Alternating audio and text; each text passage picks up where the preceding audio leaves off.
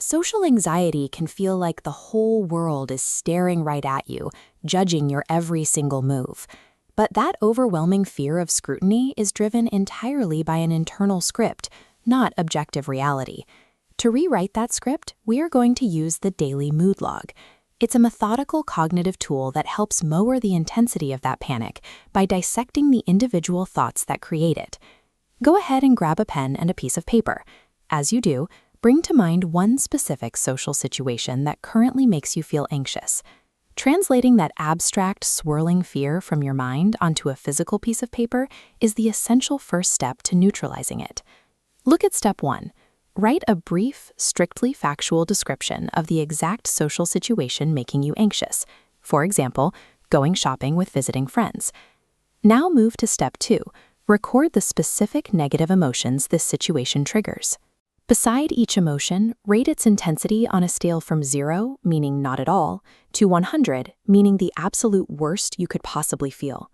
In our shopping example, you might write down nervous, frustrated, and hopeless, and rate every single one of them at a maximum absolute 100.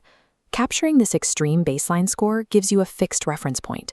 We need this to prove whether the logical interventions in the next steps actually work. Step 3. Draw lines to create 3 columns: automatic thoughts, cognitive distortions, and rational responses. In the first column, list fearful reactions, like "I will feel so stupid." The middle column identifies the distortion tricking your brain, like magnification. Magnification is the mental trap of taking a minor social misstep and blowing it completely out of proportion. Look at this list of automatic thoughts. Telling yourself, "I'll look stupid" or "I'll never change" shows this catastrophic thinking in action. By labeling the distortion right next to the thought, you strip the fear of its power. You expose it as a mechanical error in your thinking rather than an objective truth.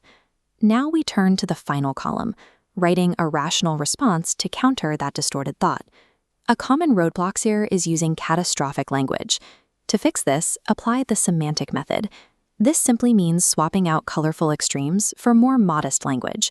Instead of telling yourself that looking stupid would be terrible, coach yourself to write that looking awkward would be mildly inconvenient. For fears involving the worst-case scenario, use the what-if technique, where you force yourself to rationally examine the worst possible consequences. Ask yourself directly, could you survive if the absolute worst happened? If strangers decided you were a jerk, would you still be able to find happiness? Using these methods to write out rational responses systematically replaces irrational terror with manageable reality. That brings us to step 4, reevaluating your original negative thoughts now that you've completed the table. Look back at the baseline emotions you wrote down earlier and assign them a new 0 to 100 score based on your current feelings.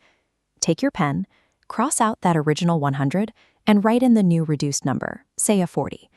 Seeing that physical drop in the number right on the page gives you concrete proof that your anxiety is controllable.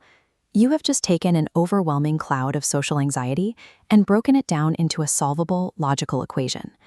When you logically dismantle the threat on paper, you take the teeth out of the real-world event.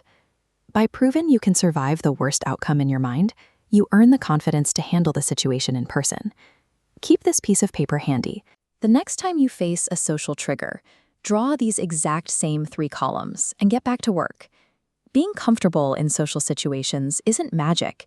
It is a mechanical skill built by continuously, methodically challenging your fearful thoughts.